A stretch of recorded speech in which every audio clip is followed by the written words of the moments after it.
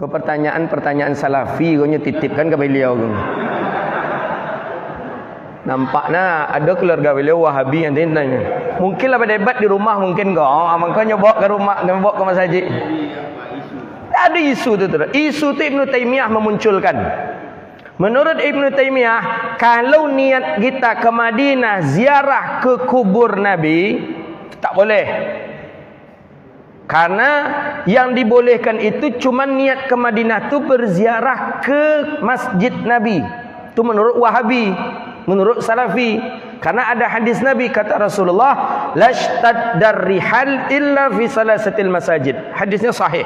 Tidak dianjurkan rihlah, tidak dianjurkan pergi tamasya, tidak dianjurkan pergi mengunjungi masjid kecuali 3 masjid ni kata Rasulullah. Masjidil Haram, masjid saya kata Nabi, Masjidil Aqsa.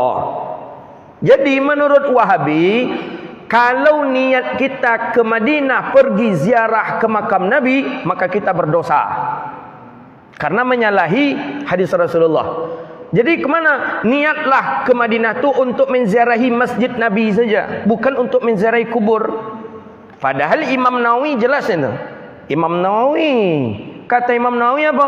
Bab yustahab, bab dianjurkan ziarah ke makam Nabi. Tengok dalam Dalilul Falihin, ada dalam Al-Azkar Nawawi, ada juga itu. Dirubah oleh Wahabi menjadi Masjid Nabi. Padahal Imam Nawawi menulis di kitab asalnya itu kubur Nabi.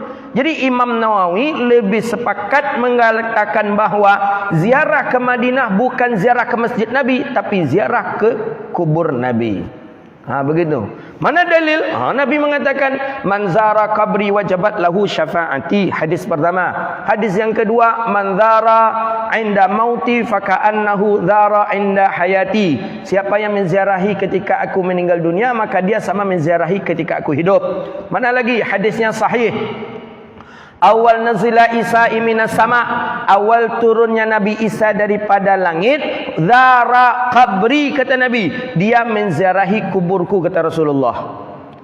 Jadi kita dianjurkan untuk menziarahi kuburnya Rasulullah sallallahu alaihi wasallam. Hadis keempat, ma baina baiti minbari raudatun min riyadil jannah. Di antara rumahku dan mimbarku ada kebun daripada kebun surga. Kita bisa melihat rumah Nabi, di rumah Nabi itu ada makamnya Rasulullah sallallahu alaihi wasallam. Jadi sabiqlah ke orang tu ziarah ke kuburan Nabi, bukan ziarah masjid Nabi.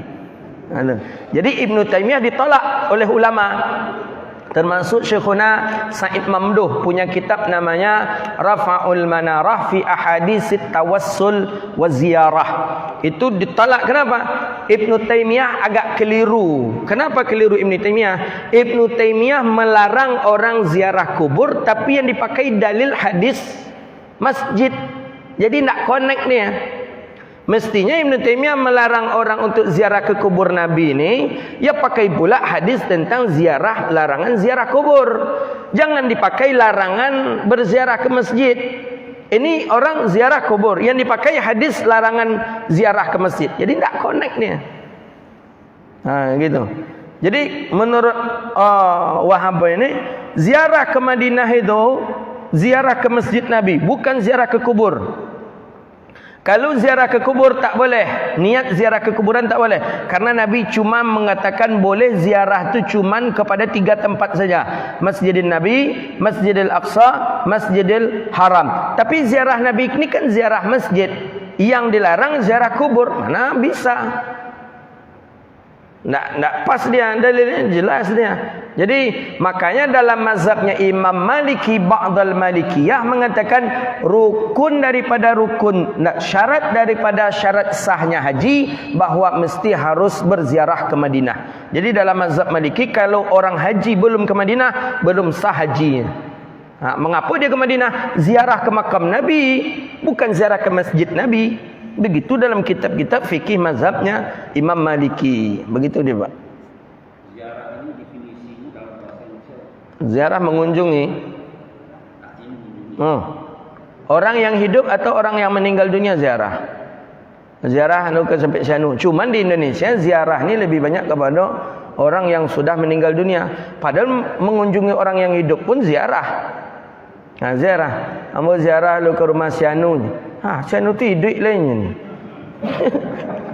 Ziarah tu bukan kepada apa saja, bukan kematian, tak.